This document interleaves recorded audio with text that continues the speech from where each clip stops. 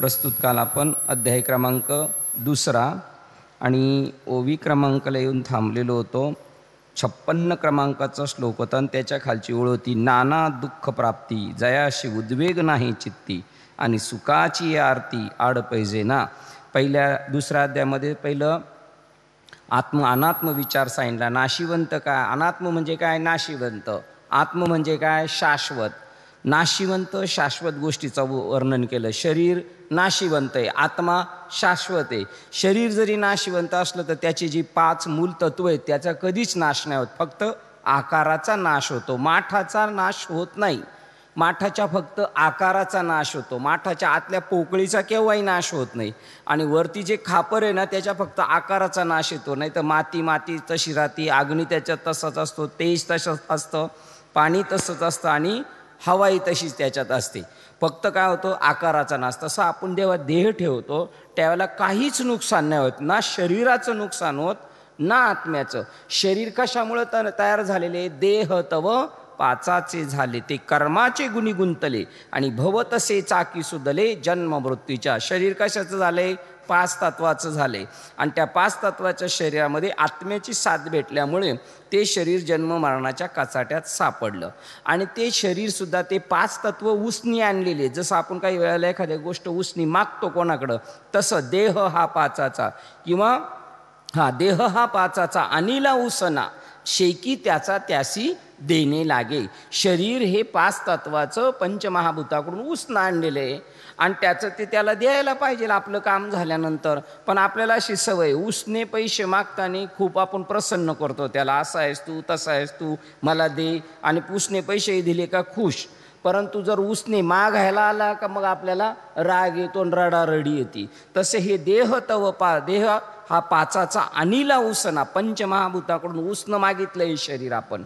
आणि काम झाल्यानंतर द्यायचं ना, मग रडायला सुरुवात करतो. मग देह पडल्यावर रडतात ना, का तर उष्ण द्यायचं सहन नाही होत. म्हणून पंचमहाभूताचंही नुकसान होत नाही आणि आत्म्याचंही नुकसान होत नाही. म्हणून तुला अर्जुना लढायला काय हरकत नाही, कारण नंबर 1. नंतर दुसरं कारण सांगितलं, तू क्षत्रिय आहेस, क्षत्रियाला युद्ध करणं हे त्याचं काम आहे, त्याला स्वधर्म म्हणतात. 4 वर्णामध्ये लोक निर्माण झाली, ब्राह्मण, क्षत्रिय, वैश्य आणि शूद्र. त्यांनी त्याच्या योनीमध्ये आपल्या आपल्या वाट्याला आलेलं काम करायचं. आणि त्याच्यात अजून पोट जातीत 18 पगड जातीमध्ये जन्माला आलेले सर्व संत. तर रोहिदास संभारांनी चांबारकीच केली, कीर्तन यायला लागलं म्हणून लगेच गावोगाव फिरायला सुरुवात केली नाही, नाही का. राम नामे सोने चोरी, नरहरी सोनार काय होते, सोनार होते. मग ते काय करायचं, सोनं चोरतो सोनार. पण हे कोणतं सोनं चोरायचे, राम नामे सोने चोरी, आहे की नाही. गोरोबा काका मडकेच बनवायचे, कुंभार होते. त्यांनी त्यांची कामं सोडली नाही, सावता महाराजांनी काम सोडलं नाही. आपल्याला ज्या वर्णाश्रम धर्मामध्ये ज्या जातीमध्ये टाकलेले तिथं आपण आपलं काम करणं, योग्य काम करणं त्याला स्वधर्म म्हणतात. आणि आपलं काम टाकून जाऊन कुठंतरी बसणं त्याला अधर्म म्हणतात. अर्जुन क्षत्रिय आहे, तो म्हणतो मी काय करणार आता, युद्ध नाही करणार, रक्ताने माखलेलं राज्य मला नकोय, त्यापेक्षा 4 घरं मागून भिक्षा मागून खातो. देव म्हटले, हा तू काय करतोय, अधर्म करतोयस. तुझ्या वाट्याला आलेलं कर्म इमाने इतबारे करणे त्याला नाव म्हणतात धर्म. आणि ते काम टाकून देणं त्याला नाव अधर्म. आता सध्या आपल्या डोक्यात धर्म आणि अधर्माच्या कल्पना काय आहेत, वेगळ्या आहेत, आहे की नाही. त्याला धर्म म्हणत नाही. श्रीमद भगवद्गीता ते सांगते ना, अर्जुना तुला स्वधर्माचं पालन केलं पाहिजे, तू स्वधर्माचं पाठपुरावा कर, अन्यथा तुला मात्र काय खरं नाही. म्हणून तुला स्वधर्माने पालन केलंच पाहिजे असं त्यांनी सांगितलं होतं त्याच्यामध्ये, का तुझं जो वाट्याला कर्म आलेलं आहे ते स्वधर्माचं काम तू कर. आणि जर नाही केलीस तर तुझ्या नावावर पाप जमा होईल, म्हणजे तू युद्ध नाही केलं तर.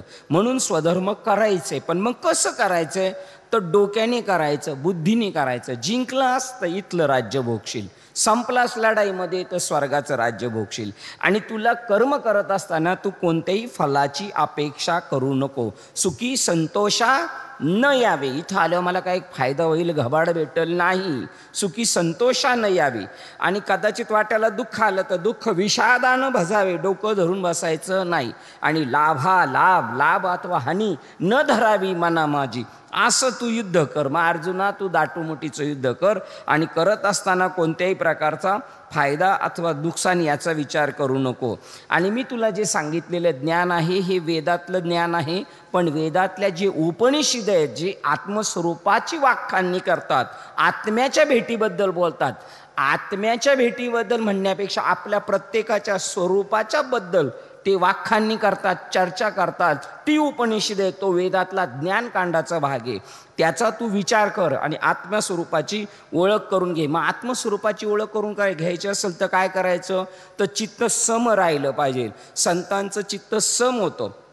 तुकाराम महाराजांवर डोंगर पडले जरी दुःखाचे तरी ते डगमगले नाही. बाईल मेली बरी झाले, देवा माया विरहित केली.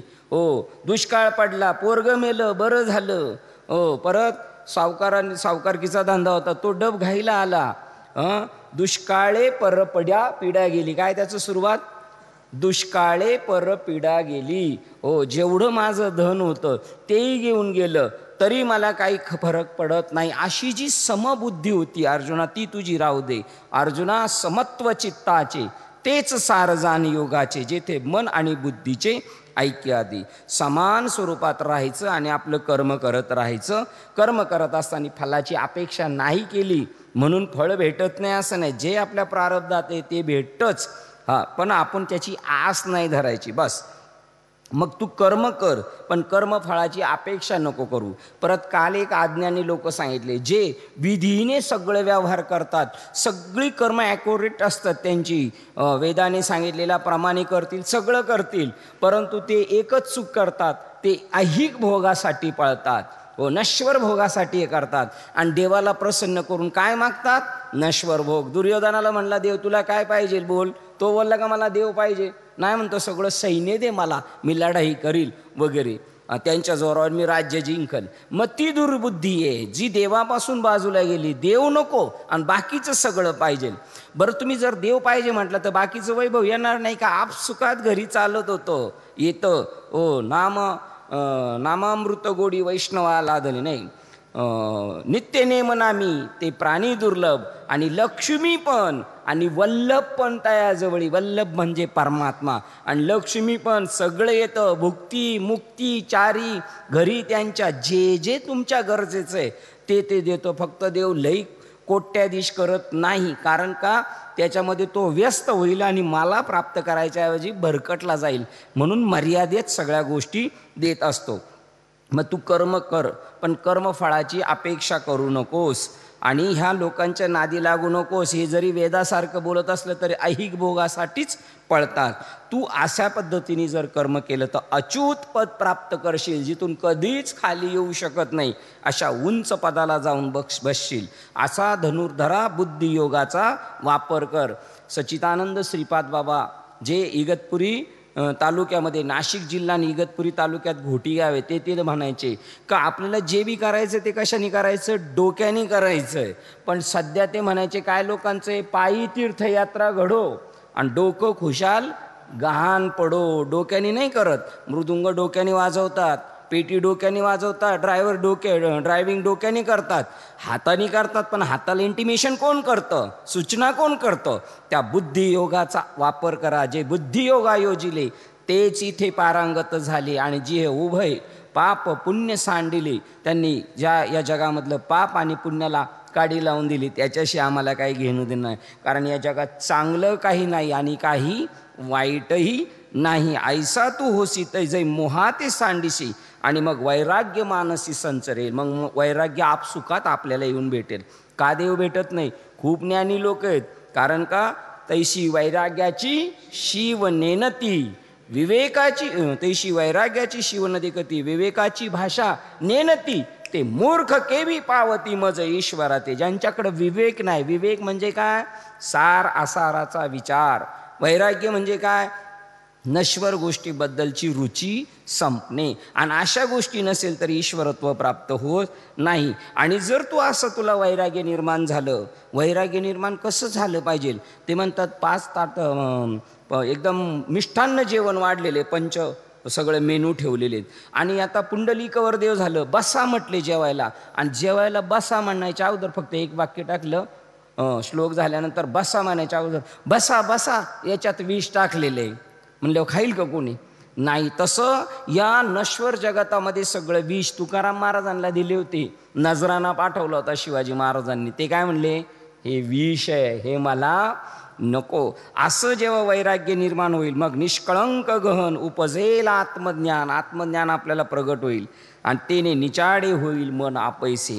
काल आपण इथपर्यंत आलो होतो. मग आपली जी इंद्रियांना बहिर्मुखता लागलेली ती अंतर्मुख होतील आणि मग काही प्राप्त करायची इच्छा न राहणार. आपण ईश्वराशी समरस होऊ. तर मग तो म्हटला काल जाता जाता अर्जुन, मग अशी जी लोक आहेत असं वागणारे, ही लोक अशी आहेत हे कशाने ओळखायचं? त्याचं उदाहरण त्याला स्थित प्रज्ञ म्हटलेलं आहे गीतेमध्ये. त्याच्या बुद्धीवर काहीच फरक नाही. प्रज्ञा त्याची कशी आहे? स्थित, शांत आहे. उंच संकल्पना आला तरी डळमळीत होत नाही. असे स्थित प्रज्ञ म्हणजे संत लेवलचे महात्मे कसे राहतात. आता कसे राहतात हे कसं सांगता येत नाही, तरी पण देवाने प्रयत्न केला सांगायचा. कारण एखाद्या साधूला जर आपण परीक्षा करायला गेलो हा साधू आहे का, तर तो आपल्याला विपरीत लक्षणं दाखवू शकतो. जालिंदरनाथ माहिती आहे ना, कुठं राहायचे? गुखाडीला जाऊन राहायचे. हो, ते कोणाला कळून नाही द्यायचे का मी साधू आहे. फक्त मैनावतीने ओळखलं, गोपीचंद राजाच्या आईने ओळखलं हा मोठा साधू आहे, बाकी कोणीच ओळखलं नाही. साधू आपला शो करत नाही ज्ञानाचा, तो ज्ञान झाकून ठेवतो. पण मग ते साधू कसे असतात? त्यांना स्थित प्रज्ञ म्हणतात. त्यांचा विचार सांगताना त्यांनी सांगितलं होतं का ते कसे असतात, तर त्यांना कितीही दुःख झालं तरी त्यांच्यावर कोणत्याही प्रकारचा आसर होत नाही. अशा प्रकारचे साधू असतात. नाना दुःख प्राप्ती जयाशी उद्वेग नाही चित्तीन सुखाची आरपरती. नाना दुःख प्राप्ती जयासी उद्वेग नाही चित्ते आणि सुखाची हे आरती आड पाहिजे ना. अनेक दुःख झाली तरी उद्वेग नाही चित्ती, त्यांना उद्वेग नाही होत. बघा, ठेविली आनंद त्याचं तिसरं चरण काय? ठेविली आनंद त्याचं तिसरं चरण काय? ओया राहिल्या उद्वेग. हो, दुःखची केवळ वाहिल्या उद्वेग, दुःखची केवळ. असं का झालं, असं का माझ्या जीवनात झालं, असं माझ्या जीवनात का झालं, असं सारखं आठवण करत राहिलं तर काय निर्माण होतो? उद्वेग, वाहिल्या उद्वेग. मग दुःखची केवळ आठवण करत राहिलं तर ती सलत राहतं आणि भोग नेते फळ संचिताचे. मग त्याप्रमाणे याला उद्वेग निर्माण होत नाही. आणि सुखाची आरती आड पाहिजे ना. आणि लय सुखासारखे दिवस आले, चांगले दिवस आले तरी तो त्याच्यात रमत नाही, हुरळून जात नाही. असा स्थित प्रज्ञ असतो. अर्जुना तयाच्या ठाई काम क्रोध सहजच नाही आणि भया ते नेणे काही. परिपूर्ण आत्माराम झालेला असतो. जो परमात्मा स्वरूप झाला, जो संत महात्मा झाला, ज्याच्या गुरुच्या कृपेने तो तसा झाला, त्याला मृत्यूचं सुद्धा भीती राहत नाही. तुका म्हणे काळ आता न करू शके बळ. काळ त्याला खाऊ शकत नाही. अहो, काळ जगाला खातो. जगा काळ खाय आम्ही माथा दिला पाय. बरोबर ना? जगा काळ खाय आम्ही माथा दिला पाय, आहे ना. अरे काळ गुलाम आहे आमचा, काळ गुलाम करी सलाम तुकया घरी राबत असते. ज्याच्या नावाने काळाला लोक घाबरतात. अरे न पडेची बाही काळा हाती धन्य झालो आता यासी संदेह नाही. न पडेची बाही काळा हाती. ब्रह्मादिकाशी जो ग्रासी, तो काळाचा काळ. ब्रह्मदेवाला ग्रासतोय, तो ब्रह्माला ग्रासतोय, तो काळाचा काळ होतो. काळ तरी काय? 10व्या अध्यायात सांगितलं काळ सुद्धा माझं स्वरूप आहे ते म्हणतात. हो, त्यामुळे त्याला काळाची भीती नाही राहत. काळ जरी न्यायला आला तर तो म्हणेल या पांडुरंगा या. परीक्षित राजाला साप चावायला आला पण तो घाबरला नाही. आज बी असे किती महात्मेत आता इथे बसलेल्यांमध्ये असं समोरासमोर वाघ येतो साहेब, तो त्यांच्याकडे बघतो, त्यांच्याकडे बघतो, 2 मिनिटं दोघं शांत राहतात आणि वाघच आपला रस्ता बाजूला करून जातो. असे इथं आता बसलेले आहेत. आणि तो वाघ आहे ना, दत्तात्रय कोणत्याही स्वरूपात दर्शन देतात, वाघाच्या स्वरूपात बी दर्शन देतात, अजून सापाच्या अनेक माध्यमातून, आणि सगळ्या जर जवळचं माणसाच्या युनित मग फकीराच्या वेशात दर्शन देतात. असे दत्तात्रय नटलेले आहेत. त्यामुळे तो कशालाही घाबरत नाही. तयाच्या ठाई काम क्रोध सहजच नाही. आपल्या जशा कामना, आसक्ती, क्रोध, द्वेष, मद, मत्सर हे त्याच्याकडं नसतं. आणि भया ते नेणे काही परिपूर्ण. तो जो परिपूर्ण झालाय तो कोणत्याही भीतीला घाबरत नाही. ऐसा जो निर्वधी, जो उपाधी रहित आहे, तो जानपा स्थिर बुद्धी, जो निर्सोनी उपाधी भेदरहित, तो भेदरहित झालेला असतो. म्हणजे देवात आणि त्याच्यात काय झालेला असतो? भेद संपलेला असतो, तो अभेद झालेला असतो. देव आणि भक्त दोन नसतात, ते एक झालेले असतात. परंतु दिसतात दोन, असतात एक. त्यांच्यामध्ये, देवामध्ये त्यांच्यामध्ये फरक नाही. हरी तेथे संत आणि संत तेथे हरी. हरीच संत आहे आणि संतच हरी आहे. किंवा संततेची देव आणि देवतेची संत. निमित्त त्या प्रतिमा म्हणायला ते देव आहेत किंवा संत आहेत, परंतु त्यांच्यात आणि ईश्वरात कोणत्याही प्रकारचा फरक झालेला नसतो. अशा प्रकारे ते असतात. आणि का त्यांनी सांगितलं अजून, मग तुला असं व्हायचंय का? तर बघ, तुला असं व्हायचं असेल तर तुला या जगात कसं राहायचंय? जसं कासव राहतं. कासव मंदिरामध्ये का ठेवलेलं असतं? का ठेवलेलं असतं? ज्यावेळेला संकटाची वेळ येते ना, तो कासव तर त्याची इंद्रियाशी आकसून घेतो आणि वरती कवर आहे ढालीसारखं. किती दगड मार काय करतं त्याला होणार नाही. तसा तो साधू पुरुष असतो. तो ज्यावेळेला जिथे इंद्रियांना काय भीती नाही काय नाही, तिथं तो सैर सोडतो. आणि जिथं असेल संकट तिथं काय करतो? आवरून घेतो. असं एक उदाहरण आहे. आणि दुसरं एक, कासव का देवाच्या पुढे ठेवलंय? कारण कासवाची दृष्टी आणि देवाची दृष्टी जर तशी सारखी झाली तर देव आपल्याला भेटतो. त्या कासवाच्या दृष्टीसारखी. कासवाची अशी कशी दृष्टी आहे? तर कासव असं आहे का सगळे प्राणी आपल्या अंगावर बाळाला दूध पाजतात, पण कासव आपल्या बाळांना अंगावर दूध पाजत नाही. त्या पिल्लांना भूक लागली का ते काव काव करणार आणि हे दोघं समोरासमोर येणार. कासवीन आणि कासव बाळते आणि एकमेकाला भरून पाहणार आणि परत पोट भरणार आणि निघून जाणार. तसा देवा मी तुला पोट भरून पाहतो आणि मग माझं पोट तृप्त होईल. डोळे भरून पाहिल्यानंतर मी तृप्त जाईल. हे एक कारण आहे. आणि दुसरं, जिथं संकट आहे तिथं इंद्रिय आवरून धरतो आणि जिथं काहीच नाही तिथं स्वैर सोडतो. का कुर्मुजिया परी आवईला अवेक आवरी. जिथं दुःख आहे तिथं आवरून घेतो ना, तरी इच्छावशे आवरी आपुले आपण. आणि जिथं काहीच प्रॉब्लेम नाही तिथं मोकळे सोडतो. त्याची इंद्रिय त्या कासवाची जशी त्याच्या ताब्यात आहे. दुःख आलं, संकट आहे, तिथं आवरून धरतो. आणि जिथं काहीच संकट नाही तिथं स्वैर सोडतो. तशा प्रकारचं ज्याला आपल्या इंद्रियांना आपल्या कह्यात घेता येतं त्याला या जगामध्ये दुःख नाही. आणि तो जितेंद्रिय होऊ शकतो. आणि असा जर तू झालास तर काय काय? तैसे इंद्रिय आपोती होती. इंद्रिय आपल्या हातात.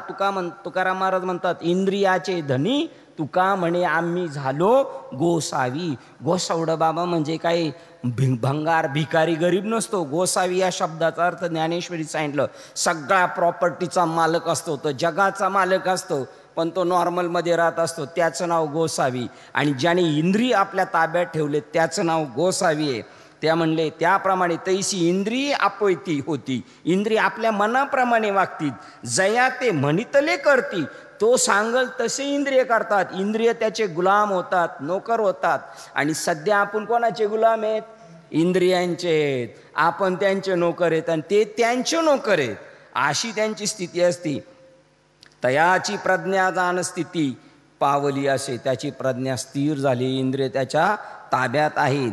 अजून एका ठिकाणी ते सांगतात, जिथं जग झोपलेलं आहे तिथं तो साधू जागा असतो. जग कुठं झोपलंय? ईश्वराच्या ठिकाणी, आत्मस्वरूपाच्या ठिकाणी निजलेले जग. आणि जिथं जग जाग आहे तिथं तो झोपलेलं आहे. नुसतं स्वार्थ स्वार्थ, पायाजवळचं पानं, मी आणि माझं, तिथं तो साधू निजलेला आहे. आणि जिथं सगळं जग निजलेलं आहे तिथं तो जागा आहे. अशा प्रकारचा जो आहे त्याला साधू म्हणतात. ते म्हणतात, मग सांग बरं, मग ही इंद्रिय अशी आहेत आपल्या ताब्यात येणार नाही. आता माझेच मित्र आहेत ना, ते तंबाखू खातात. मग वारीला जाताना वगैरे म्हणतात, देतो तंबाखूची पुडी विडी फिळकून. आणि परत आले का परत चालू. म्हणलं का हो चालू केलं? ते म्हणले, महाराज मी बायको सोडू शकतो पण तंबाखू सोडू शकत नाही. ती तंबाखू नाही खाल्ली का असं मला उचलू उचलू टाकतं म्हणतो. मग बघा बरं, ही इंद्रिय अशी आहेत. नाही म्हटलं जायचं तिकडं तर मग हमखास जाणार. मग ते इंद्रियांना जिंकायचं कसं? तू देवा सांगतो इंद्रिय आपले म्हणतील तसं वागले पाहिजे, मग तू स्थित प्रज्ञ होशील. मला तर तसं नाही वाटत बाबा इंद्रिय जिंकू शकतो म्हणून. मग कसं जिंकायचं ती युक्ती तर सांगितली.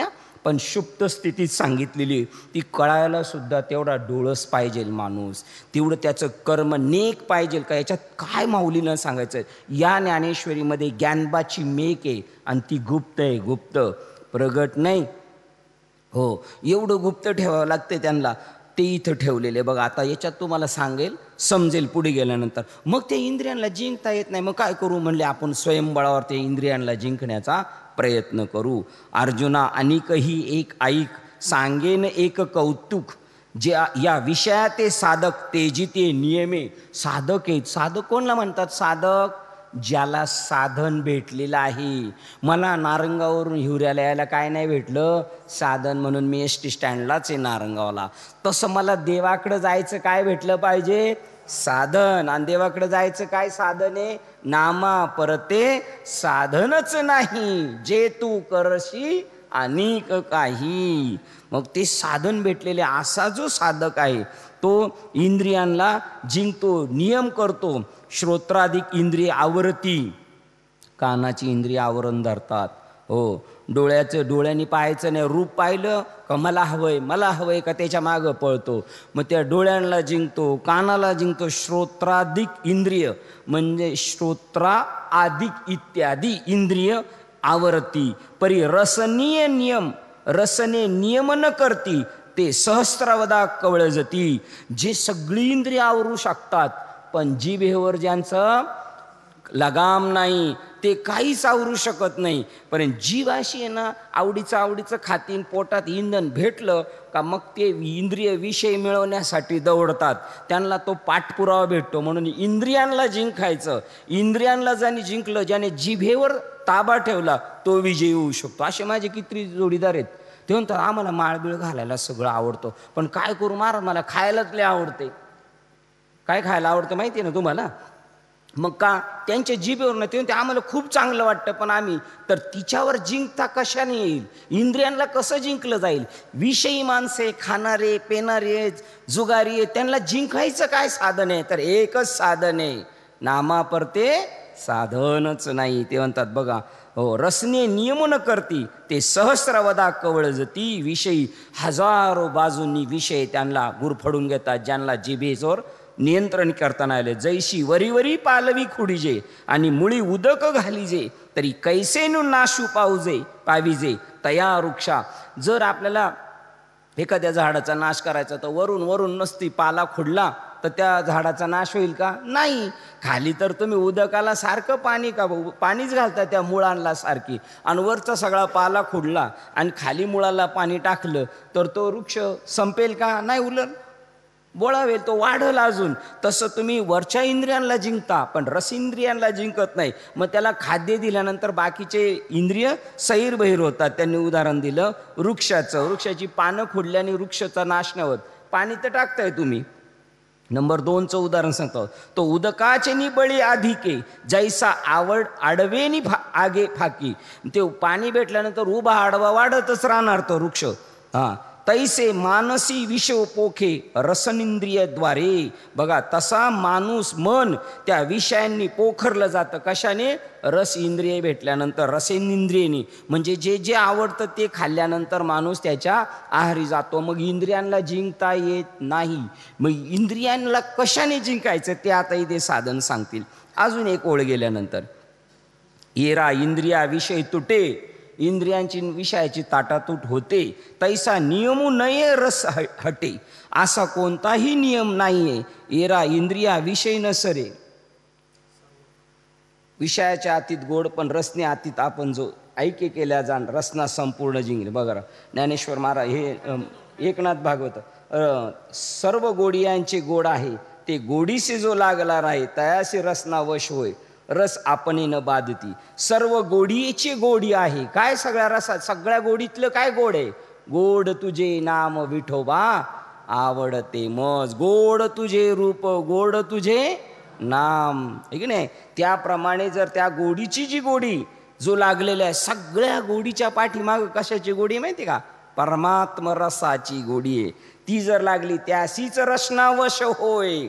तेच पुढे इथं ईश्वर केव्हा प्राप्त होतो, ईश्वर प्राप्त होतो आणि ईश्वराची गोडी लागली जाते. मग ते इंद्रिय सहज आपल्या आवाक्यात येतात. हो, तयाची रसनावश होय, रस आपाय न बाधिती. आणि मग त्यांनी काही खाल्लं म्हणजे काही वाईट साईट नाही, पण त्याला काहीच कोणत्या इंद्रियांची त्याला आवड नाही राहत. जसं ते म्हणतात, नेनो काय मुखाशी लागती चवी. काय खातो आम्ही कासया संगते. हो, मुखाला कशी जिभेला चव लागते काही कळत नाही. ते म्हणतात रसनची तयाचे वधाने, तेने ब्रह्मरसा सायुज्य पडे ठाणे. 16 परमानंद भोगणे रसना जेने जिंकली. जो परमात्मा रसामध्ये रंगून गेलेला आहे तोच त्या इंद्रियांना जिंकू शकतो. ज्ञानेश्वर महाराज इथे सांगतात, मग येरा इंद्रियाविषयी तुटे, इंद्रियांचे विषयाची ताटात नियमोही न रस हटे, जे जीवन हे न घटे ए निवीन. आणि मग मृत्यूच्या समयापर्यंत सुद्धा जेबेवर चटके नाही. कितीतरी 1-2 महाराजांनी तुम्ही ऐकलं असेल, साहेबांनी यांनी किंवा DG साहेबांनी किंवा आपल्या विलासबाबांनी ऐकलं असेल की अशी काही माणसे ज्यांनी आयुष्यभर काही खाल्लं नाही. महाराज मंडळींच्या मी मुखातून ऐकले, पण मृत्यूच्या वेळेला वाटलं ते काळ्या पिशवीत काय येते काय माहिती म्हणले. हो, इथलं उदाहरण दिलं होतं आपल्या आळे फाट्याचं एका महाराजांनी, की असे एक महाराज होते, त्यांनी आयुष्यभर कधी काही खाल्लं नाही. ते काही कीर्तन प्रवचन नव्हते करत. त्यांनी असं घर बांधलं होतं, समजा आता एवढं मोठं घर बांधलंय, त्याच्यामध्ये एक घर असं बांधलं होतं का आपल्या तालुक्यात कोणी महाराज मंडळी कीर्तनाला आले आणि रात्रीची जायची गैरसोय असेल तर तिथं जाऊन राहायचं आळेफाट्याच्या बाजूला. आणि त्या व्यक्तीला म्हणले शेवटच्या क्षणाला वाटलं होतं काय असेल बरं ते, काय असेल बरं, आपल्याकडून तर राहूनच गेलं खायचं. असा हा विषय जिंकायला अवघड आहे. पण मग जिंकू कधी शकता? ते म्हणतात, मग अर्जुना स्वभावे ऐसिया नियमा ते पावे, जै परब्रह्म अनुभवे होऊन जाईजे. केव्हा तुम्ही इंद्रियांना जिंकू शकता, कधी विषयाला जिंकू शकता. मग अर्जुना स्वभावे ऐसिया नियमा ते पावे, अशा नियमाने काय, जै परब्रह्म अनुभवे होऊन जाईजे. म्हणजे काय, जर आपण स्वतः भगवत स्वरूप झालो तरच या विषयाला जिंकू शकतो, एरवी नाही. आणि भगवत स्वरूप होणं सोपं आहे का? ते तर अवघड वाटते दुनियेचं. नाही, संतांचं मत आहे सोपं आहे. तुका म्हणे सोपे आहे सर्वांनी. एक वेळेला पोट भरणं अवघड आहे. काहींची पोट इथं भरायला तर देश सोडून जावं लागले. काहींना मुंबई सोडा, इथून गाव सोडून मुंबईला गेले, काही मुंबई सोडून दिल्ली, आणि काही तर देश सोडून गेलेले. कशासाठी? इथं भर पोटासाठी. पहा केवढ्या आटाआटी. आणि त्याच्यासाठी त्यांना इकडं जावं लागले. मग पण आपले गुरुवर्य म्हणायचे, एक वेळेला पोट भरणं अवघड आहे पण देव जोडणं सोपं आहे. आणि आपल्या एक महाराज आहेत, आता त्यांचं मला नाव आठवत नाही, त्यांचे बघा रंगनाथ महाराज परभणीकर, ते म्हणतात संसार अवघडे करणं पण देव जोडणं सोपं आहे. असं सांगणारे किती महात्मे आपल्याला भेटलेले आहेत. छे छे, हे फार अवघड आहे. ते रंगनाथ महाराज परभणीकर म्हणायचे की देव जोडणं सोपं आहे पण संसार करणं जास्त अवघड आहे त्याच्यापेक्षा. म्हणले एक तर कोणाला मुलबाळ होत नाही, झालं तर त्याला नीट शाळेत जाता येत नाही, शाळेत गेला तर नीट चांगल्या मार्काने पास होत नाही, चांगल्या मार्काने पास झाला तर चांगली नोकरी भेटत नाही, चांगली नोकरी भेटली तर चांगली छोकरी भेटत नाही, आणि चांगली छोकरी भेटली तर संतती पुढं होत नाही, आणि तिथे म्हणले कोणाची मदत घेता येत नाही. असा दुर्धर प्रपंच तुम्हाला करता येतो पण परमार्थ करता येणार नाही का? हा अवघड आहे, त्याच्यापेक्षा तो सोपा आहे. प्रपंच करणं अवघड आहे पण देव जोडणं सगळ्यात सोपं आहे, कारण त्याला कुठेही जावं लागत नाही.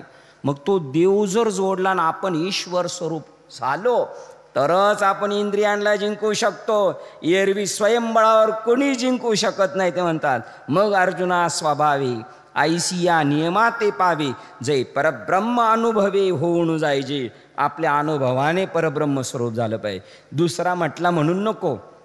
वेदाची 4 महावाक्ये जी लोकांना उपरती बुद्धी निर्माण झाली आणि ते शोधायला लागले, देव कुठे भेटेल, देव कुठे भेटेल, या साधूला भेट, त्या साधूला भेट.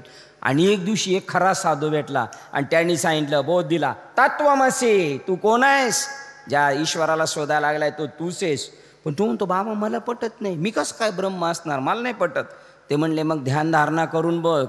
मग त्याला सांगितलं, जी प्रज्ञानम ब्रह्म, मिरची खाल्ल्यावर तिखट लागतं, चिंच खाल्ल्यावर आंबट लागते, गूळ खाल्ल्यानंतर गोड लागतो, हे तुला ज्याच्याने समजतं ती प्रज्ञानम ब्रह्म. तुला ज्याने सगळं कळतं, चटका बसल्यावर तुला कळलं. याला नाही चटका कळत. याला जर चटका असता तर 15-20 मनामध्ये त्याला जेव्हा नदीवर पेटून देतात तेव्हा ते म्हणतं का भाजलो भाजलो. मग भाजलो कोण म्हणतंय? कोण म्हणतं भाजलो? ईश्वर. त्या ईश्वराच्या संगतीत आपण आहे. त्या ईश्वर सत्तेने म्हणतोय मला चटका बसला, एरवी बसत नाही का? त्याप्रमाणे ते म्हणतात का त्यांनी सांगितलं तू देव आहे. मग प्रज्ञानम ब्रह्म, तुला ज्या सगळ्या संवेदना कळतात, मान अपमान, खाल्लेलं गोड आंबट तिखट, हे ज्या सत्तेने कळतं तिला प्रज्ञानम ब्रह्म म्हणतात.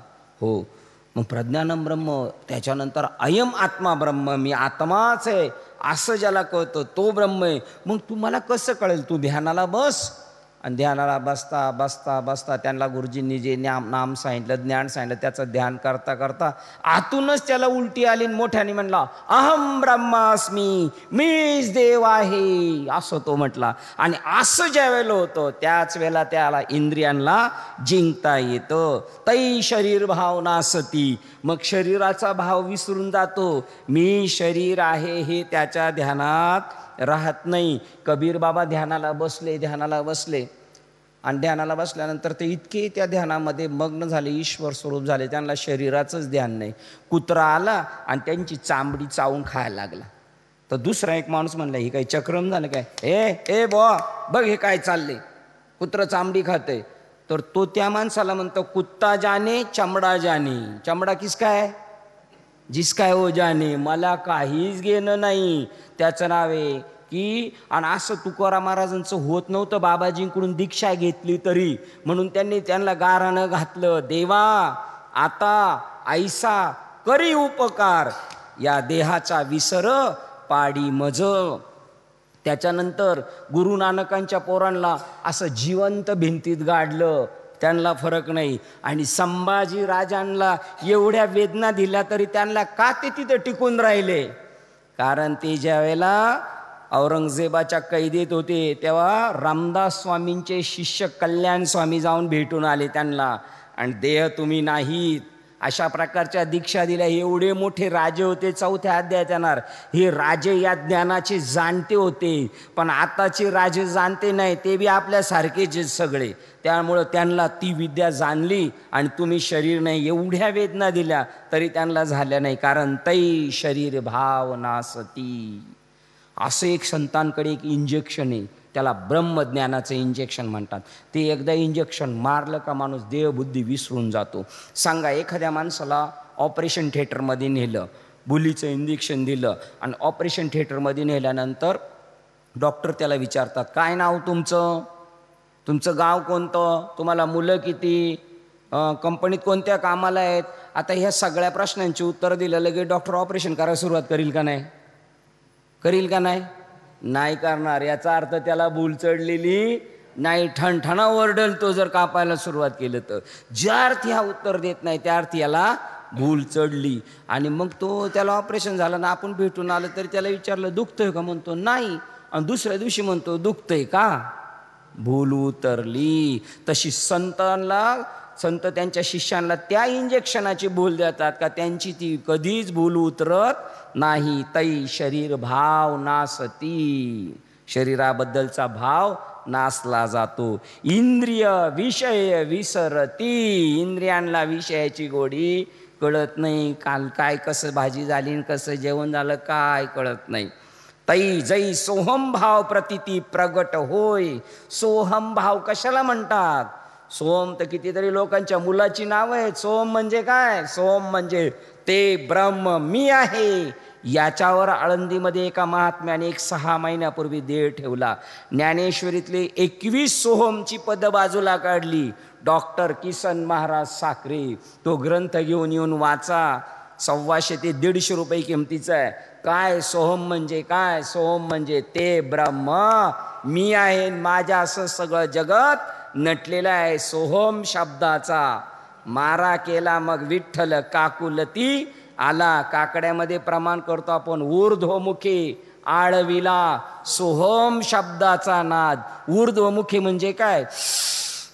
बेंबीच्या देठापासून श्वास घेतोय, नाकाने नाही घेत, असा इथून श्वास वर वरतो ऊर्ध्वमुखी. आणि सोहम श्वास घेताना आवाज येतो सो, आणि सोडताना आवाज येतो हम. असा सोहम प्रतीती प्रगट होय. प्रतीती म्हणजे काय? अनुभव. प्रतीती म्हणजे त्याचा सोहमचा अनुभव ज्याला आलेला आहे तो, तरच तो इंद्रियांना जिंकू शकतो आणि ईश्वर स्वरूप होऊ शकतो. अन्यथा नाही. कधी इंद्रियांना जिंकू शकतो? जर तो परब्रह्म अनुभव होऊन जायचे आणि सोहम भाव प्रतीती प्रगट होईल. दुसरं कोणतं साधन आहे का? 100% नाही. एरवी तरी अर्जुना हे आया नये साधना, हे कोणत्याही साधनाने इंद्रिय आकळली जात नाही. एरवी तरी अर्जुना हे आया नये साधना, जे राहटता ती जतना, निरंतर खूप प्रयत्न करतात तरी इंद्रिय कशानेही जिंकू शकत नाही. जया ते अभ्यासाची घरटी. काहींनी वनामध्ये जाऊन घरटी केली, तिथं जंगलात जाऊन ध्यानधारणा करतात, खूप इंद्रियांना वळण लावतात, पण नाही. यमनिमाची ताटी, जे मना ते सध्या मुठी धरून हाती, तरी त्यांना देव म्हणतो, त्या इंद्रिय म्हणतात यांची फजिती आम्ही करणार. तेही किजती कासा 20. एवढे नियम केलेले आहेत, मनाला मुठीत धरलेले, यमनियमाची ताटी लावलेली आहे, अभ्यासाच्या घरट्यांमध्ये जाऊन बसलेले आहेत. तेही किजती कासावीस, ते सुद्धा कासावीत होतात. आम्ही एवढा प्रयत्न करतो तरी आम्ही का जिंकत नाही? या इंद्रियाची प्रौढी ऐशी, त्या इंद्रियांची मर्यादा आणि त्यांची ताकद एवढी अशी आहे. या इंद्रियांची प्रौढी ऐशी, जैशी मंत्रज्ञाते विवसी भुलवी का. जसं एखादा भूत उतरवणार असतो, ती जखीन उतरवणार असतो, असा माल टाकतो, ते राग टाकतो आणि त्याला म्हणतो पळून जा पळून जा. पण ती काय करते? युशी यालाच पळून लावती. कोणला? त्या मांत्रिकाला. एवढी इंद्रियाची प्रौढी. तुम्ही जर म्हणले हे करायचं नाही, तर म्हणतो उद्याच करू तसं आपण लगेच, असं ते इंद्रिय. म्हणून यांना कोणताच उपाय नाही, यांना एकच उपाय, जय परब्रह्म अनुभवे होऊन जायचे. म्हणून संत डायरेक्ट इंजेक्शन पहिला आल्याला त्याला देतात, तो देव तूच आहेस आणि त्या देवाला तुझा नमस्कार आहे. आणि त्याच्यामध्ये सांगितलं, मग त्याचं शरीर भावना असतं आणि तो सोहमच्या अनुभवाच्या एका उंचीवर जाऊन बसतो. बाकी ते इंद्रिय याला कासावीस करतात. देखे विषय हे तैसे पावती रिद्धी सिद्धीची नेमिषय. काही काही साधू आहेत, त्यांनी इंद्रिय जिंकायला प्रयत्न केला, पण तिथं जिंकले ते आणि दुसऱ्या मार्गाला नेऊन त्यांना रिद्धी सिद्धीमध्ये टाकलं. आपण म्हणतो ह्या बाबाकडे गेलं का आपलं काम होतं, ह्या बाबाकडे गेलं का काम होतं. कोणतं? व्यवहाराचं. त्या बाबाला रिद्धी सिद्धी प्रगट झाली. त्या रिद्धी सिद्धीमुळं ते आपला फायदा करून देतात, पण तो तात्पुरता फायदा आहे. तू उभा राहिला, रिद्धी सिद्धी प्रगट झाली. त्यांनी सांगितलं, जा गावाच्या बाहेर जाऊन बस, देऊमध्ये यायचं नाही. देऊची परिस्थिती बी आज तशीच आहे, नॉर्मल, तिथं कोण डिस्टर्ब करायला नाहीये. मग ती रिद्धी सिद्धीच्या निमित्ताने त्याला आकळती स्पर्श इंद्रियाची नी. मग रिद्धी सिद्धीच्या निमित्ताने एका मोठ्या मोठ्या साधूंला अगदी देवाच्या जवळ गेले, अगदी बॉर्डरवर गेले, मोक्ष रेखेला, मोक्षाच्या बॉर्डरला गेला आणि तिथूनच मागं वळला त्याला. तो रिद्धी सिद्धीच्याने आकळला जातो. तिये संधी मन जाय, मग अभ्यासी ठोठावले ठाय, ऐसे बळकटपणा हे इंद्रियाचे. किती प्रयत्न केला तर इंद्रिय त्याला बॅकमध्ये आणतात. तर त्या इंद्रियांना जिंकायचं असेल तर तुला काय करावं लागेल? पहिलं त्या सोहमभावाच्या अनुभूती घ्यायला पाहिजे. जीवनात तू ब्रह्मरूप आहेस.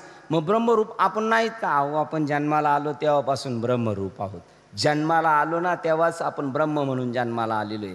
आईच्या पोटातही तेच म्हणत होता, बाहेर आल्यावर तेच म्हटला. बाहेरच्या लोकांना विचारलं मी कोण मी कोण, म्हणले 12व्या दिवशी पाळण्यात टाकल्यावर सांगू. पाळण्यात टाकताना ते म्हणले आम्हालाच नाही माहिती आम्ही कोण, तर तुला काय सांगणार तू कोण. पण नुसतं खोटं खोटं करतोय आपण. राम घ्या, कृष्ण घ्या, इकडून मावशी घेते, तिकडून आत्या देते, तिकडून चुलती देते, इकडून मामी देते. राम घ्या, कृष्ण घ्या, दत्त घ्या, गोविंद घ्या, गोपाळ घ्या, नारायण. ही नाटकच आहेत ना आपली. का खरं कधी वाटलंय आपल्याला हा देव आपल्या पोटी जन्माला आलाय? बिलकुल नाही वाटलं. बरं नाही यांना वाटलं तर जाऊ दे, तुला तरी वाटू दे म्हणले. लग्नाच्या दिवशी मिरवतो ना तू नवरदेव, सगळा अख्खा गावभर आणि मंदिर आलं का ट्रॅक्टरमधून उतरून येतो आणि देवळात पाया पडायला जातो. मग त्यावेळेला देवळात पाया पडायला जातो त्यावेळेला तो नवरदेव बूट घालून जातो का बूट काढून जातो? बूट घालून जातो. आणि नामांकित महाराष्ट्रातले कीर्तनकार बोलवले, फेटा बांधून आले कीर्तनाला आणि बूट घालून आतमध्ये मंदिरात गेले तर आपण म्हणू याचं का डोकं फिरलं का काय बाबाचं? आणि तो नवरदेव खाताड पेताड तो डायरेक्ट बूट घालून गेला का? तो आज माणूस नाही, तो नवरदेव आहे. ही जाणीव आपल्याला आपलं कर्मकांड सुद्धा करून देतो. पण आपण कुठं ध्यानावर नाही ना, आपल्याला शिकवणारे ते बी तसलेच आहेत. त्यामुळं आपण त्याच्या तडाख्यात सापडत नाही, आपल्याला ते कळत नाही. मग अजून एक सांगितलं, आणि असं जर झालं तर तो सतत प्रसन्न राहणार. सच्चित आनंद या शब्दाचा अर्थ काय? भगवान कृष्णाचं पोरग प्रद्युम्न, त्याला राक्षसाने असा हात घातला आणि वरच्या माळ्यावरून पाळण्यासह उचलून घेऊन चालला. तर वरून देव पाळण्यावरून डोकवतोय, पहिल्या माळ्यावरून घेऊन चाललाय, पोराला घेऊन चाललाय, हसतोय. आणि बलराम नांगरच घेऊन चालला माग, म्हणला बघतो माझ्या पुतण्याला घेऊन चाललाय. देव सच्चिदानंद, सुखात दुःखात सुद्धा आपण स्थिर राहायला पाहिजे. हे कशाने राहणार? जर अंतिम सत्य कळालं. अंतिम सत्य काय या जगामध्ये? काही खरं नाही. आपण ज्या जीवनात वावरतोय ना, तो सगळा फोकसबाजी खोट आहे, त्याच्यात काही तारतम्य भाव नाही. पण हे कधी कळतं? कळो येईल अंतकाळी, तोपर्यंत नाही. ते म्हणतात, मग ते म्हणतात ज्या वेळेला तुम्ही त्या स्वरूपाला जाऊन चिटकणार त्याला दुःख तुमच्या वाट्याला एवढंसं सुद्धा येणार नाही. देख अखंडित प्रसन्नता, आथी जेथ चित्ता तेथे रिगणे नाही समजता संसार दुःखा. समस्त संसारातली किती दुःख असली तर त्याच्यावर परिणाम करू शकत नाही, कारण तो अखंडित प्रसन्न आहे. तो स्थित प्रज्ञ अर्जुना, आणि त्याच्या माग तुला जायचंय, त्याचा पाठपुरावा करायचा आहे, त्याच्या सोबत राहायचंय. जैसा अमृताचा निर्झऊ प्रसवे जयाचा जठरू, तया शुदा तृष्णेचा अर्धरू काहीच नाही. ज्याच्या पोटातच अमृताचा झरा लागलाय त्याला माझ्या संध्याकाळी मला काय खायला भेटेल का नाही, का उपाशी झोपायला लागेल याची चिंता राहत नाही, कारण त्याच्या पोटातच काय लागलाय? अमृताचा झरा. जैसा अमृताचा निर्झरू प्रसवे जयाचा जठरू, तया शुदा तृष्णेचा आड धरू काहीच नाही. ज्याच्या पोटातच अमृताचा झरा लागला त्याला खाण्यापिण्याची चिंता. तैसे हृदय प्रसन्न होय तरी दुःख कैचे के आहे प्रश्नचिन्ह. जर हृदय प्रसन्न असलं तर दुःख कैचे के आहे, ते तर अपैसी बुद्धी राही परमात्म स्वरूपी. सुख आलं दुःख आलं तरी परमात्म स्वरूप, त्याला काहीच नाही. अर्जुनाने पण केला होता, या माझ्या अभिमन्यूला मारण्यामध्ये जयद्रथने लय खोटारडेपणा केलेला आहे. उद्याचा सूर्यास्त व्हायच्या अगोदर एक तर जयद्रथ संपेल नाही तर अर्जुन संपेल, हो अशी प्रतिज्ञा केली. देव म्हणलं तुला कोणी सांगितलं होतं आगाऊपणा करायला? मी होतो ना सगळं करायला. तुला पहिला चित्रपट सगळा विश्वरूप दर्शन दाखवलं ना, तुम्ही 5 भाऊ राहणार आहेत, बाकीचे संपणार आहे. पण त्याचा अहंकार जागृत झाला. म्हणला एक तर उद्याच्या सूर्यास्ताच्या अगोदर जयद्रथ संपेल नाही तर मी अग्निकाष्ट भोगेल. मग त्यांनी सगळे अशी फिल्डिंग लावली का त्या जयद्रथला एका घरात कोंडून ठेवला आणि तिकडं कोणला सुगाव लावून दिला आणि इकडं सैन्य दल लावलं. अर्जुन हुडकतोय, तो लपून ठेवलाय, तिकडं कोणाला जाऊनच नाही द्यायचं म्हणले, त्या साईडलाच कळून नाही द्यायचं. मग देव म्हणला आता काय खरं नाही, आता अर्जुन संपणार. मग देवनी काय केला? दिवसा गबस्ती लपविला, दिवसा सूर्य लपून टाकला, सुदर्शन पाठवलं ना असं लपून ठेवला ते. आणि मग ते जे लपलेलं होतं तर म्हणला आता अर्जुनाला अग्निकाष्ट सरण रचायचं आणि त्याला पेटवायचं. लगेच बाहेर आला. आणि त्या महाभारतामध्ये 2 पात्र लय हुशार होते, एक भगवान श्रीकृष्ण आणि दुर्योधनाचा मामा शकुनी. आता समजा हिवऱ्यात युद्ध चाललंय आणि हिवऱ्यात सूर्य लपवलाय देवानी, आणि हा शकुनी कुठं होता माहिती का? माळशेजच्या घाटात त्या बोगद्याच्या तिथं.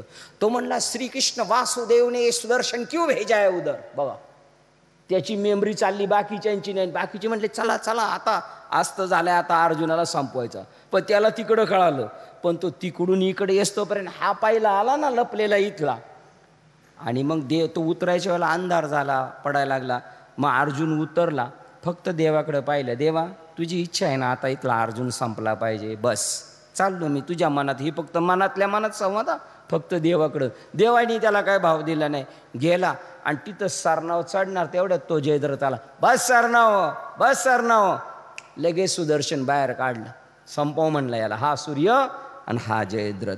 असा देव आपल्याला सांभाळतो. अशी जेव्हा आपली भावना होईल ना, त्याच वेळेला आपण त्याच्यातून निघू आणि मग बुद्धी परमात्म स्वरूपी अखंड राहील. कोणी द्रौपदीला सोडवलं, फक्त परमात्म्याने सोडवलं. त्याचा कधीही निश्चय डळमळीत नाही होत भक्ताचा. शेवटपर्यंत त्या भगवंतावर विश्वास असतो. जैसा निर्वातीचा दीप सर्वता नेनी कंपू, तैसा स्थिर बुद्धी स्वस्वरूपू योग युक्त. जो स्थित प्रज्ञा आहे, स्थिर बुद्धीचा आहे, जो साधू महात्मा आहे, तो जसा किती मोठं वादळ आलं तरी जो सुखरूप ठिकाणी कोणाऱ्यात ठेवलेला दिवा कधी लपलप करत नाही, तसा तो स्थिर झाल्यामुळे त्याला कोणत्याही प्रकारचा प्रॉब्लेम निर्माण होत नाही आणि त्यामुळं तो जिंकला जातो. एरवी तो जिंकला नसता ज्याने देवाला प्राप्त केलं. बरं, आता ईश्वराला प्राप्त केल्यानंतर मग माणसाने स्वैरबहिर वागायचं का, चुकीचं वागायचं का? नाही.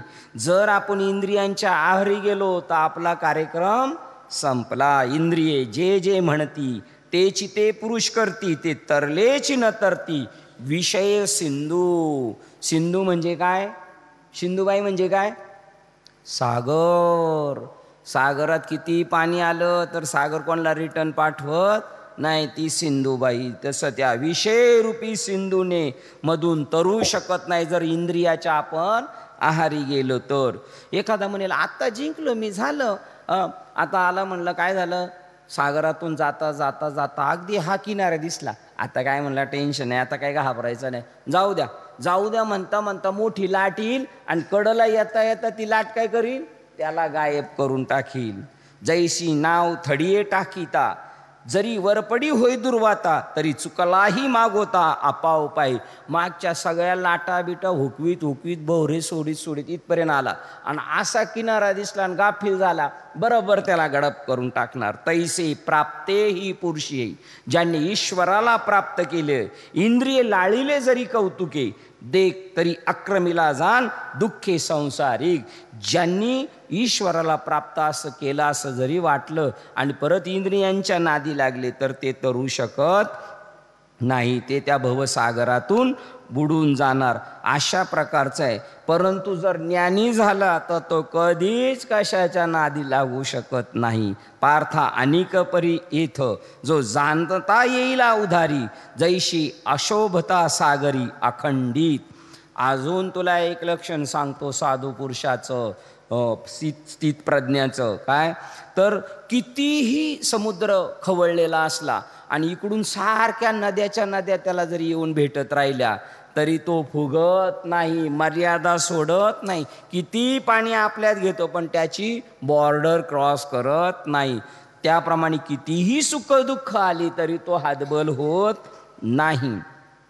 जरी सरिता ओघ समस्त परिपूर्ण होऊन मिळत, तरी अधिक नोहे ईशत मर्यादा न सांडी. कितीही नद्या त्याला येऊन मिळाल्या भरतीच्या वेळेला तरी सुद्धा तो त्याची मर्यादा सोडत नाही. ना तरी ग्रीष्मकाळी सरिता शोषून जाती समजता, परी न्यून नव्हे पार्था समुद्र जैसा. भरती पावसाळा आणि त्या भरतीच्या वेळेला किती नद्या आल्या तर तो फुगत नाही, मर्यादा सोडत नाही. आणि उन्हाळ्यामध्ये जरी सगळं उन्हाने पाणी शोषून घेतलं तरी समुद्र कधी आटत नाही. तसा तो साधू पुरुष, तो स्थित प्रज्ञ पुरुष असतो आणि त्याचा आपल्याला शोध घ्यायचा. हे सगळं कशासाठी सांगितलंय? अशा माणसाच्या बरोबर आपलं कल्याण होऊ शकतो. तैसी प्राप्ती रिद्धी सिद्धी तयासी, शोभ न माने बुद्धी. रिद्धी सिद्धी हात जोडून असतात. पहा आपण त्या मंदिरांमध्ये जातो, काही काही मंदिरांमध्ये, आणि त्या दोन बाया अशा हात जोडून उभ्या असतात. त्या दोन बाया कोणी? रिद्धी आणि सिद्धी. बोला महाराज तुम्हाला काय पाहिजे, बोला महाराज तुम्हाला काय पाहिजे. तुम्ही आमच्याशी बोलले नाही, नाही महाराजांशी बोलतात. आता माझ्यासारख्याला बोलले असते, महाराज काय पाहिजे, मी म्हणलं असतं 5-25 एकर जमीन द्या, आहे की नाही, गाड्या घोड्या द्या, म्हणून ते आपल्याशी बोलत नाही, आपण मागू म्हणून. पण जे मागत नाही त्यांना म्हणतात मागा मागा. परंतु ते काहीच मागत नाही, नको म्हणतात. तैसा प्राप्ती इंद्रिय रिद्धी सिद्धी तयासी क्षोभ नाही बुद्धी. आणि न पावता बाधी अधृती तयाते, भेटल्या तरी त्याचा क्षोभ नाही होत, लय खुश नाही होत, आणि नाही भेटल्या तर खचून जात नाही, तो त्याच्या भूमिकेवर ठाम असतो. सांग बरं, सूर्याच्या घरी प्रकाश काय वातीवरी? सूर्य पाहायचा असेल तर वात लावून जाऊन बघायला लागेल का त्याच्या घरी? नाही. अरे तो स्वयंप्रकाशमान आहे. तसं या जगातली कोणतीही सुख त्याला प्रभावित करत नाही, कारण तो आतमध्ये सुखी आहे. आपण कीर्तनाला बाबा आल्यानंतर पहिला अभंग घेतात, सर्व सुखाचे आगर, सगळ्या सुखाचा आगर. म्हणजे जगातली समस्त सुख आहे त्याचं आगर आहे. आगर म्हणजे काय? नारंगाव आगर. कोणत्याही गाड्यांना तोटा नाही. ही गाडी बिघडली तर दुसरी, दुसरी बिघडली तर तिसरी, अशी सुखाला तोटाच नाही. असं सर्व सुखाचे आगर बाप रखुमादीवर. अशा ठिकाणी तो पोहोचल्यामुळे त्याला काही वाटत नाही. जो अमृतासे ठी ठेवी, तो जैसा कांजी न सेवी. माझ्याबरोबर मुंबईला एक रिटायर साहेब होते, BMC मधले रिटायर. ते काय मला म्हणले, महाराज मी पण शाकाहारी आहे, मांसाहार करत नाही. म्हणलं हा, कोकणातले होते, रत्नागिरीचे. म्हणले हो, मी पण मांसाहार करत नाही, शाकाहारी आहे, पण माझ्या घरात आहे ना तेच बनवतात, मग मी काय खातो? फक्त कांजी कांजी खातो, खांड खांड खात नाही. असा हा शाकाहारी आहे ना. तसा ते म्हणतात, जैसा अमृतासी ठी ठेवी, जो अमृताला नावे ठेवतो, तो जैसा कांजी न सेवी. जो अमृताला नाव ठेवतो तो कांजी पिईल का? भाताची पेज पिईल का तो? तैसा सुख स्वानुभवी, सुख स्वानुभवी न भोगी रिद्धी. ज्याला अमृताचा झरा आतमध्ये लागलाय, जो सगळ्या सुखामध्ये रममाने, त्याला जगातली कोणतीही सुख त्याच्याकडे खिचून शकत नाही. तो रिद्धी सिद्धीच्या नादी लागत नाही. पार्था नवले हे पाही, जे ते स्वर्ग सुख लेखनिक नाही. बघा कालचे काय सांगितले ते मूर्ख वेदाधारे बोलती, केवळ कर्म प्रतिष्ठिती, परंतु एकच चूक करतात, सगळे ॲक्युरेट करतात, पण फळ काय मागतात? स्वर्ग सुख. म्हणून ते मला चुकले, ते मूर्ख दीक्षित माझ्या जवळ येऊन लांब गेले. आणि इथं ते सांगतात, बा पार्था नवले हे पाही, जे तर स्वर्ग सुखाची लेखनिक नाही. स्वर्ग सुखाला जो विचारित नाही, ते तर रिद्धी सिद्धी काय प्राकृत होती. अरे जो आपुलेने नागरपणे इंद्रभुवनात ते पाबळे म्हणे, तो केवी रंजे पालिवणी भिल्लाचे ने. तो इंद्र सुखाला नाव ठेवतो, तो भिल्लाच्या कोपट्यात रमेल काय? त्याला त्या सुखाचा पत्ता लागल्यानंतर तो कुठे? कारण तो रिद्धी सिद्धी देख तया परी, आली गेली से न करी. रिद्धी सिद्धी आल्या काय त्यांना तो हुंगून सुद्धा बघत नाही. तो विगुंतला असे अंतरी महासुखी. तो महासुखामध्ये बुडून गेल्यामुळे त्याला या सुखदुःखाचं, या जगातल्या चांगल्या गोष्टीचे काही आवड नसती. पार्था नवले हे पाही, जे तर स्वर्ग सुख लेखनिक नाही. तिथे रिद्धी सिद्धी काही प्राकृत होती. तो त्या प्राकृतिक गुणाच्या आहारी जाईल का?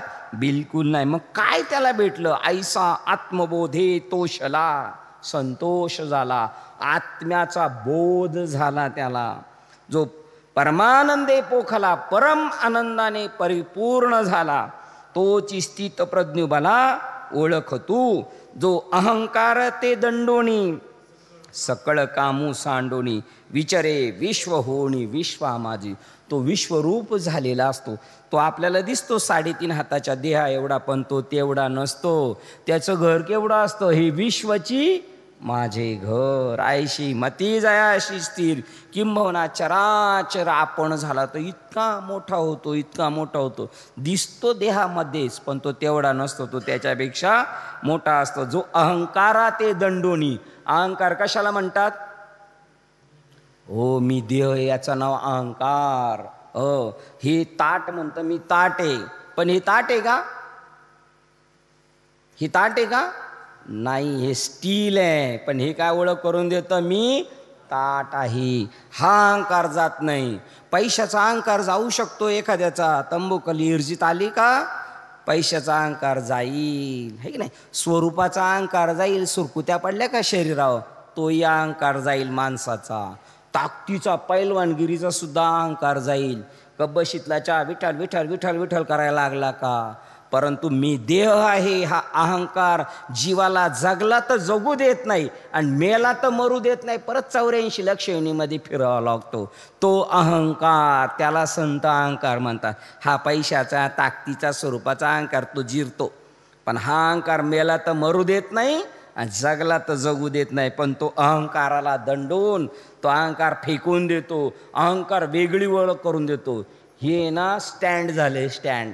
ही म्हणते मी स्टँड आहे, पण हे स्टँड नाही. हे काय आहे? लोखंड आहे, स्टील आहे.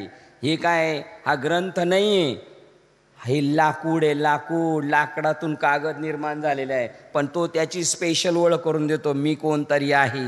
आणि तो अहंकार टाकला तर जीव काय? अहंकार गेला, तुका म्हणे देव झाला. अहंकारे नाडिले, तुका म्हणे वाया गेले. तो अहंकार दंडोनी सकळ कामू सांडोनी. कोणतंच काम शिल्लक राहिलेलं नाही त्याचं, आता कोणतंच काम शिल्लक राहिलेलं नाही. आणि चौथियाच्या ठाई काही करणेच नाही. म्हणून भक्तू एकोपाही ज्ञानी आजो. ज्ञानी माणसाची कोणतीच कामं राहिलेली नाही, सगळी कामं झालेली आहेत. जैशी तृप्ती झाली या साधने आपैशी सरती, देख आत्मतृष्टी तैसे कर्म नाही. जेव्हा आत्म्याची भेट होती तेव्हा सगळी कामं आटोपली जातात. ती कामं आटोपली. ज्ञानेश्वरांची 16व्या वर्षी म्हणून म्हणते मला समाधी घ्यायची. 42व्या वर्षी तुकाराम महाराजांचं काम आटोपलं. 45व्या वर्षी सावतामाळ्याचं काम आटोपलं आणि त्यांनी सोडलं आपली कामं. अजून आपली कामं आटोपली नाहीत म्हणून आपल्याला राहायचंय. कामं झाल्यावर माणूस निघून जातो, टपाटप निघून जातो. सकळ काम सांडुनी विचरे विश्व होऊनी विश्वा माझी. ही ब्रह्मस्थिती निस्सीम, याला ब्रह्मस्थिती म्हणतात. जे अनुभवता निष्काम झाले. सकाम नाही. आपण कसे आहोत? सकाम. आज आमची पंगत आहे, लगेच सौजन्य पंगत. कोणाचं? आज कोणाचा प्रसाद आहे, लगेच त्याचं सौजन्य. आज महाराजाचं पॉकेट कोणी दिलं? सौजन्य. त्याला निष्काम नाही, त्याला काय म्हणतात? सकाम. कामना धरून केलेलं कर्म. आणि यांनी सगळी कर्म कशी केली? निष्काम, काही अपेक्षा नाही. जे अनुभवता निष्काम ते पावले परब्रह्म अनायासे. सहज ब्रह्मरूप ते होऊन गेले, कारण त्यांनी कोशावरच आपला ताबा सांगितलेला नाही. अशा प्रकारचा आपण आज दुसऱ्या अध्यायाला निरोप देतो. दुसऱ्या अध्यायामध्ये स्वधर्माचं पालन करून तू काम कर आणि यश अपयशाची काळजी करू नको, तुला ती गोष्ट साध्य होईल. अन्यथा आत्मा अनात्म सांगितला. आता तिसरा अध्याय उद्या आहे, कर्मयोग. लोक म्हणतात आम्हाला लय कर्म करायचं. कर्म करायचंच आहे, पण कर्माचं मेन बेस काय आहे, त्याचं मूळ अधिष्ठान काय, ते उद्या सांगणार आहे. कर्म करायचं तर कसं करायचं आणि तसं कर्म केल्यावर काय भेटेल. अरे यह लोकातली सुद्धा सगळी सुख घर चालत येतील आणि त्याच्यासोबत आत्मासुद्धा भेटायला आपल्याला येईल. असा उद्या आपण तिसरा अध्याय पाहणार आहे, कर्मयोग. आज सांख्ययोग म्हणजे ज्ञानयोग या दुसऱ्या अध्यायाला आपण निरोप देतोय. झालेली सेवा हृदयस्थ सद्गुरू सच्चिदानंद श्रीपाद बाबा, रामदास बाबा, तसेच अधिष्ठान श्री ज्ञानेश्वरी, श्री दत्त महाराज, प्रभू रामचंद्र, पांडुरंग परमात्मा, भगवान श्रीकृष्ण, ब्रह्मदेव, तसेच प्रभू तुम्ही महेशाच्या मूर्ती. तुम्ही प्रत्यक्ष शंकर आहे. मी उद्यात उगच तुम्हाला नादी लावायचं काम करत नाही. आणि हे शंकर आहेत आणि ह्या पार्वती नाहीत. हे सुद्धा कोण आहेत? शंकर. आणि हे सुद्धा शंकर आहेत. म्हणून प्रभू तुम्ही महेशाच्या मूर्ती, मी दुबळा अर्चित असे भक्ती. म्हणून बोल गंगावती स्वीकारा. की झालेली सेवा तुम्हा सज्जनांच्या चरणावर समर्पित करून सेवेला आपण इथे पूर्ण विराम देऊया. पुंडली श्री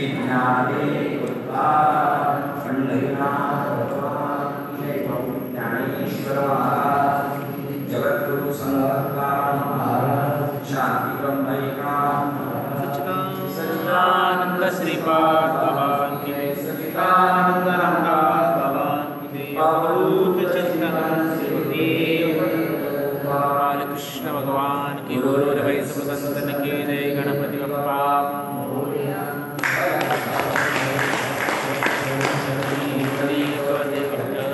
श्री ज्ञानदेव पंढरनाथ भगवान की जय.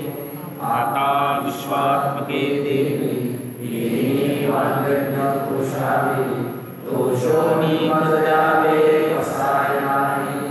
जे